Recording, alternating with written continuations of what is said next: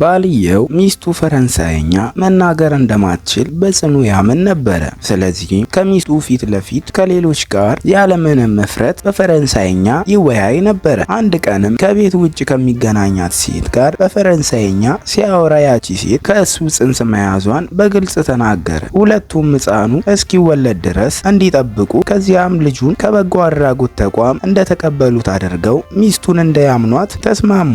ይህን በማመን ሚስቱም ልጁን እንድታሳድግ ለማድረግ እቅድ ነበረው። ነገር ግን ባልየው የማያውቀው አንድ ነገር ነበረ። ሚስቱ ፈረንሳይኛን በሚገባ ትናገር ነበረ። የተናገሩትንም ቃል በቃል ሰምታ እውነቱን ሙሉ በሙሉ ተረዳች። አንድ ጊዜ ባሏ እንዴት እንደሚወዳትና ለእሷ ምን ያህል እንደሚያስብ ታስታውስ ነበር። ነገር ግን ዛሬ ያ ፍቅር በክህደት ተተክቶ ነበረ። እውነቱ ከሰማች በኋላ በባሏ ላይ ያላት እምነት ሙሉ በሙሉ ተሰበረ።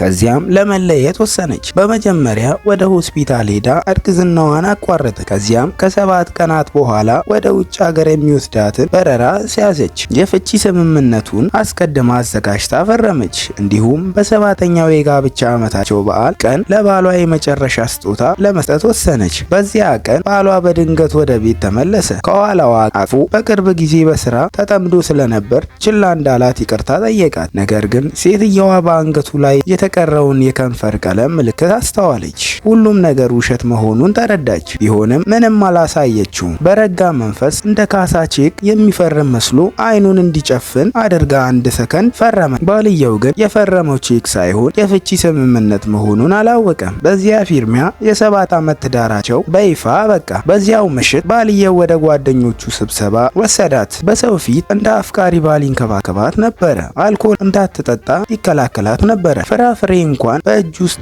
ለሷ ይላት ነበረ። ጓደኞቻቸውንም በግንኙነታቸው ይቀኑ ነበረ። እሱንም ጅል ባል ብለው ይቀልዱበት ነበረ።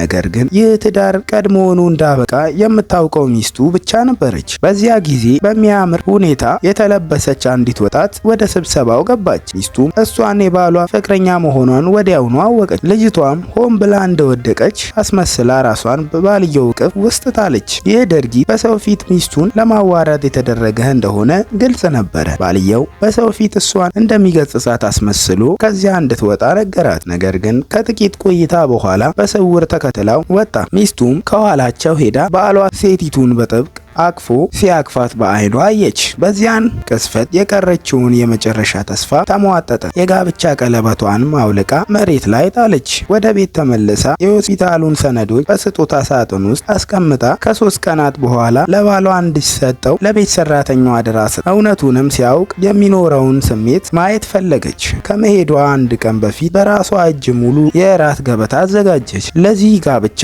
የመጨረሻ ሰላምታ ለመስጠት ፈልጋ ነበረ። ነገር ግን በድጋሚ የፍቅረኛው ስልክ ደወለ። ባልየው ሌላ ውሸት ተናግሮ ወደ ኩባንያው አስቸኳይ ጉዳይ አለ ብሎ ከቤት ወጣ። እሱ የማያውቀው ግን ይህ መውጣቱ የመጨረሻ መሆኑ ነበረ። ሚስቱ የጋብቻ ምስክር ወረቀታቸውን አቃጠለች። ፍቅረኛዋ ለባሏ የላከችውንም ፎቶዎች አየች። ከዚያም ሁሉንም የመገናኛ መንገዶች ዘጋች። የተፈረመውንም የፍቺ ስምምነትም እሱ ወደሚቆይበት ሆቴል በፖስታ ላከች። ሁሉንም ካጠናቀቀች በኋላ ያንን ቤት ለቅቃ ወጣች።